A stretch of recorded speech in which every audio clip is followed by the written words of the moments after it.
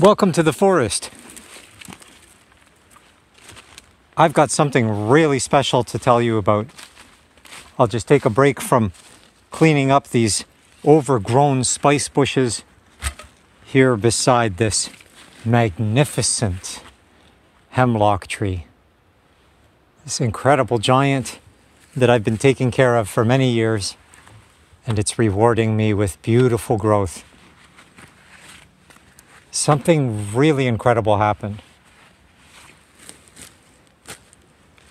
And it all started because of this. As I was working here around this tree and cleaning up some of this overgrowth, I glanced over in the other direction there, and I could see, now that all the leaves are gone, the spot where a baby, well, not a baby, a very old baby, an almost 200-year-old baby, American chestnut, was coming up and is doing so well now. And that spot is so close to here. And now that all these leaves are gone and I can see it, I was looking at that hillside and I realized something so powerful. And that is, it completely makes sense that chestnut was there, that gigantic chestnut tree that makes this hemlock seem like a dandelion. It's the perfect habitat. This is what chestnuts love. I'm sure you've seen me say it many times in my chestnut videos. They love to be on a small hill with 1 foot wet and 1 foot dry. And right now we are on the edge of a giant vernal pool, almost a vernal lake, if you will. And that's what this hemlock loves too. You can see it's the same thing. 1 foot wet and 1 foot dry. But here's the thing. On the other shore, the other side of this huge vernal lake, if you will, stands the Miracle Sisters chestnut tree on the other shore with 1 foot wet and 1 foot dry. And the grandmother chestnut tree just a few tens of meters to the west along the same shore. And as I looked in that direction from here, all I saw between here and there, other than all of the spice bushes, is Norway spruces. And I have to remove those anyways because they're non-native and this isn't the best spot for them, especially because once they're gone, then there won't be anything shading that area, that whole hillside between the 200-year-old baby and this hemlock.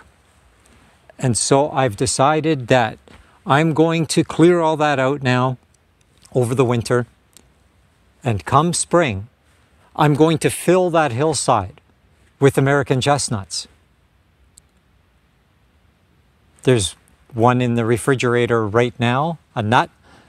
I was only able to get one from the Miracle Sisters this year because the squirrels are out of control. It's just staggering. A good friend of mine was here hunting deer because that overlaps with the beginning of the deer hunting season. And he was sitting under the Miracle Sisters tree waiting. It was at dusk. He was waiting for the deer.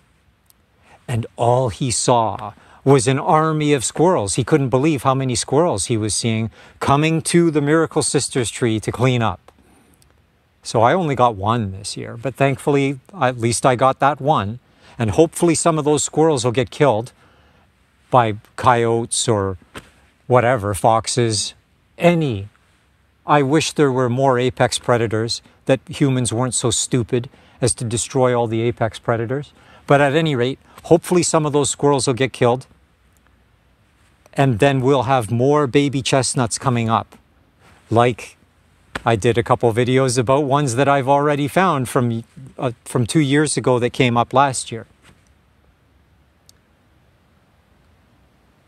But anyways, at least I've got that one. So I'll be planting that along that hillside.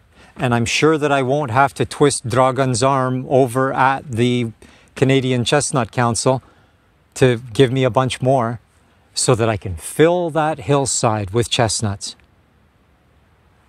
And I can't tell you how amazing this feels. It's phenomenal to consider.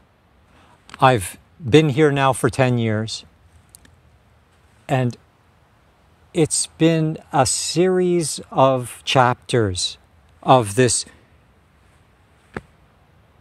story of the American chestnut here in this sacred forest. And each one of these episodes, if you will, of these chapters prepares me for the next one. It's an ongoing series of lessons, teaching me. Every one teaches me something new. And I'm so thankful. And I'm very eager to execute this next chapter. And a year from now, I'll be showing you how they did in their first season on what I will call the Hemlock Chestnut Grove, since this marvelous beauty will be standing guard at the end of the grove of chestnuts on the opposite shore of the great vernal pool from the Miracle Sister. I wish I could see her from here, but there's just way too many trees between here and there. But she's there, off in the distance. And so there are chestnut sentinels on both shores. This is the north shore, that's the south shore. It makes me so happy. Oh my, I wish I could somehow send this feeling to you. My eyes are getting wet because I'm so happy. It's such a feeling. It looks like soon I'm going to be getting wet all over because I can hear rain starting to fall. So I guess this will conclude this video, and perhaps I'll finish this job for now anyways and go in and warm up with a tea and daydream about the new chestnut grove, making this an even more sacred chestnut forest. Perhaps this great vernal pool can be called the Great Chestnut Pool. Sounds better than vernal pool, doesn't it? I like it. Okay, on that note, I wish I could send you the joy. Try to feel it.